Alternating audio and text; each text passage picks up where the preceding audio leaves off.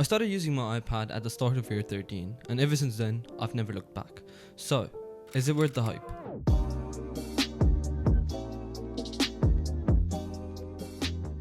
Honestly, without exaggerating, it's probably been one of the best decisions I've ever made. Every time I want to do a past paper or a worksheet, I do not have to go to my printer, print it out, and then staple it.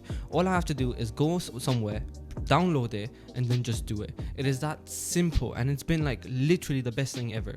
So to answer your question, it is absolutely worth the hype. I'll split this video into a couple of different parts, which you can see over here, but we're going to start off with the pricing and the specifications of what I have. The iPad that I have is a 13-inch iPad Air with an M2 chip and 128 gigabytes of storage. It was released on the 15th of May 2024 with a base price of 3,300 dirhams or 705 pounds. This is obviously without the pencil. With the Apple Pencil, it was around 3,800 dirhams or 812 pounds. So what did I pay for it? Well, the pricing for my iPad is split into 3 different purchases, which you can see over here. First of all is the iPad itself, second is the Apple Pencil, and third is the screen protector / cover, so miscellaneous expenses. The iPad alone cost me around 2,750 dirhams, which is around 590 pounds if I'm not wrong. The Apple Pencil was the same price as it usually is, which is around 500 dirhams, which is roughly I think 107 pounds. And lastly is the cover and screen protector, which I bought from Amazon for approximately 125 dirhams or 27 pounds. So in total I spent around 3,375 dirhams, which is equivalent to I think 721 pounds, which is slightly cheaper than the original price, which was 3,924 dirhams. However, there were some in-app purchases that I made, which I will come to later, but for now let's move on to the next point, which is note taking and past papers. So obviously you can't do all of your work in the files itself because storage builds up quite easily. So I found out this the hard way because I kept doing all of my work in files.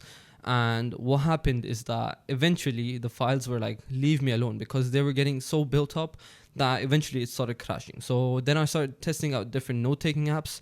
First I started off with Notability, and then I tried GoodNotes. Eventually I did land on GoodNotes because it was just more user friendly. Okay, anyways, I'll come to this point in a bit. GoodNotes is paid. It is around 37 dirhams per year, or if you want to buy it as a one-time purchase, it is going to cost you 110 dirhams, which in my opinion is quite reasonable, especially if you're going to be using it for GCSEs, A-levels, then university, and then years to come. It is quite worth the investment. So after discussing with my dad, I ended up buying it as a one-time purchase because I just saw value in it, and I thought when I'm going to university or even this year I'm going to be using it quite a lot, so I don't want to have to make that payment on and on and on, so I'll just pay it once and get it over with. So now you may be asking, why did I choose GoodNotes over Notability? And the answer is quite simple. GoodNotes just seemed more user friendly. It was much easier to organize everything, so in my opinion GoodNotes was much better suit for me. But if we're talking generally, note taking on iPad is so much more easier. So let me give you an example. If you're writing something on paper, you cannot just circle it and move it around. You cannot just magically erase it.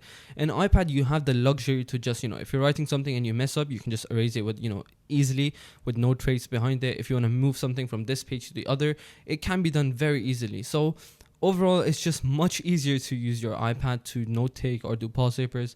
Obviously, it is not a must thing that you must have. It's just a luxury that you can buy. Another thing is that if you're in university or school and you don't want to take like 6-7 books to your school or university, then all you have to do is take your iPad, because your iPad can act as 7-in-1, and you don't even have to worry about losing your data, because your data is going to be backed up in the desktop app and you can access it anytime. So if something even goes wrong, you don't have to worry that much. So to summarize, I think that using an iPad is not something must, but it is definitely something that can help you with your academics because of its simplicity, and it's obviously a luxury for you to have. You don't need it. It's not a necessity, but it can help you elevate your academics.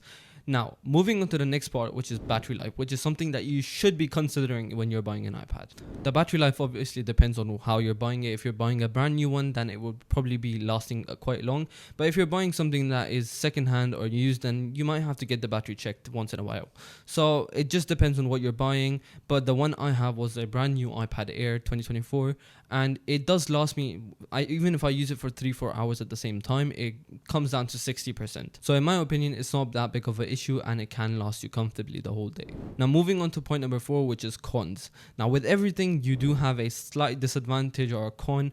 So what are the disadvantages of an iPad? The biggest issue a student would face as a con would definitely have to be the price, because not everyone can afford to buy an iPad. But there is an alternative to that. You don't have to buy this expensive ass iPad. You can just, you can go and buy a Samsung tablet, which is much cheaper. You can get one for 300, 400, 500 dirhams, which if you save up, it's not that hard to, buy. So I'm just saying that an iPad is not necessary. Any tablet would do the trick. Another con would be that it is quite distracting at times, especially if you don't have, self-control on yourself, because iPad is similar to your phone. It's just bigger, and you have access to Instagram, YouTube, TikTok, Snapchat, whatever it may be.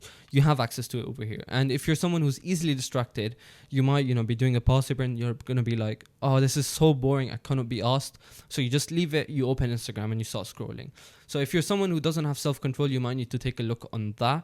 But for me, honestly, I don't even have any social media apps on my iPad because I don't use it. I have my phone for that, so I don't really need to use this for it.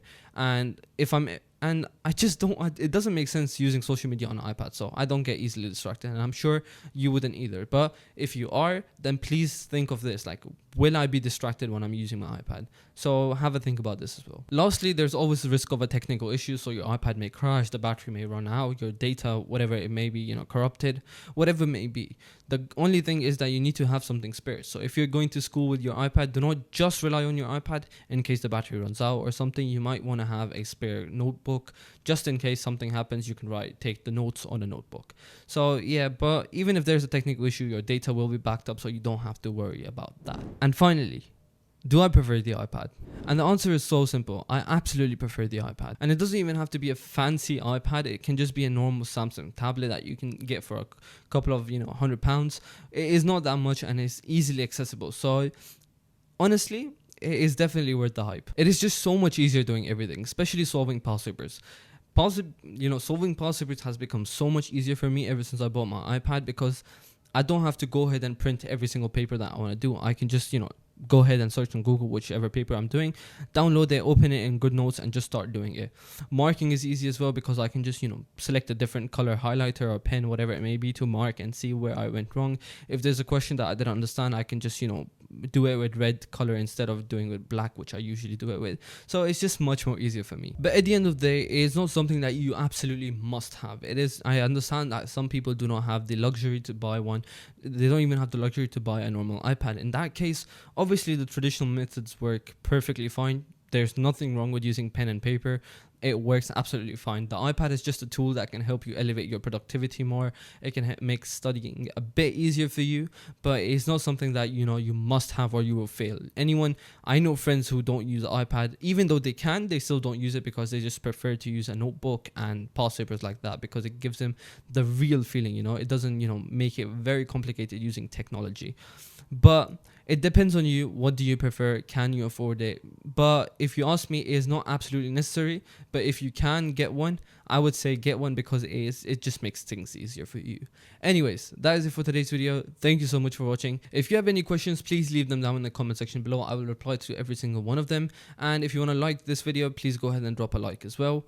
And you can subscribe to the channel right over here, and you can watch my latest video right over here. Thank you for watching, and I'll see you very, very soon. Thank you and goodbye.